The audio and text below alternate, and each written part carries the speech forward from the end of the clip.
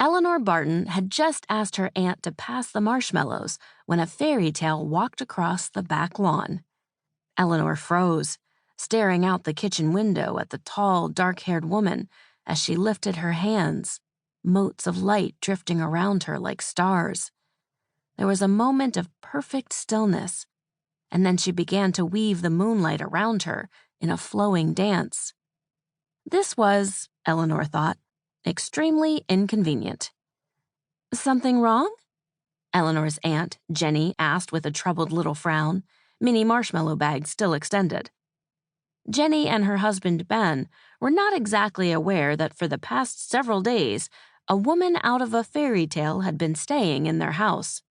Not just any woman, the girl with backward hands, heroine of a number of the stories in 13 Tales of the Grey.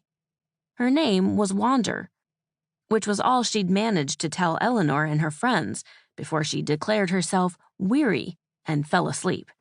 For 4 solid days. "Nothing's wrong," Eleanor said quickly. Luckily, Aunt Jenny and Uncle Ben were sitting with their backs to the kitchen window, but Naomi, Eleanor's 7-month-old cousin, giggled madly, pudgy hands stretched toward the window. At least this meant Wander was awake. "You can talk to us, you know," Ben said.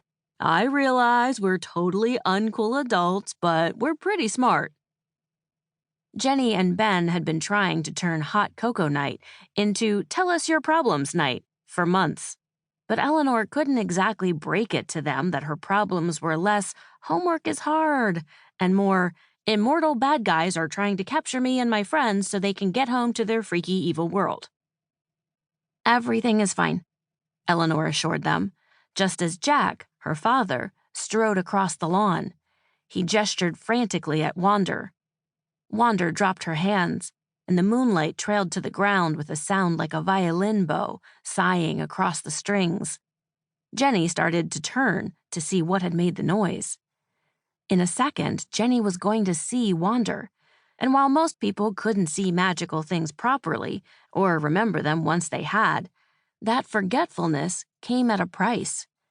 Just this past spring, mud monsters had attacked the house and kidnapped Ben. Afterward, Jenny had migraines for over a month, and Ben still woke up with nightmares, even though they didn't remember any of it. Eleanor thought frantically. She needed to distract them. "How do you know if you like someone?" she blurted out. Jenny's head whipped back around. "Do you have a crush, Ellie Belly?" she asked. "You haven't called me that since I was 4, Eleanor complained, cheeks turning red hot. "And no, maybe, I don't know." It had just been the first thing she could think of.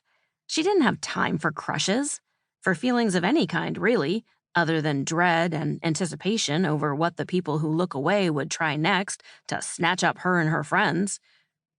"Who is he or she, they?" Ben asked. His eyes narrowed. "What are their future prospects, career-wise? Can they pass a background check? Can they change a tire?" "Uncle Ben, I'm 13.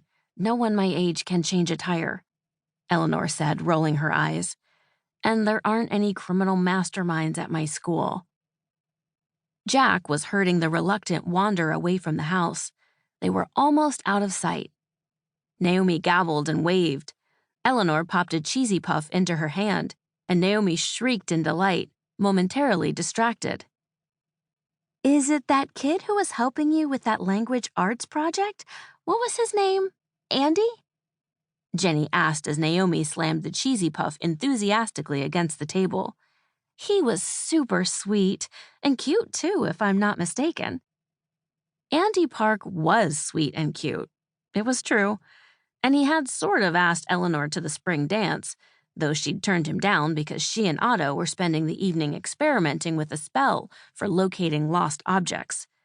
They weren't sure if it had worked, since it had led them to an expired membership card for something called Blockbuster under the back seat of Ben's truck, which, while certainly lost, was not precisely missed.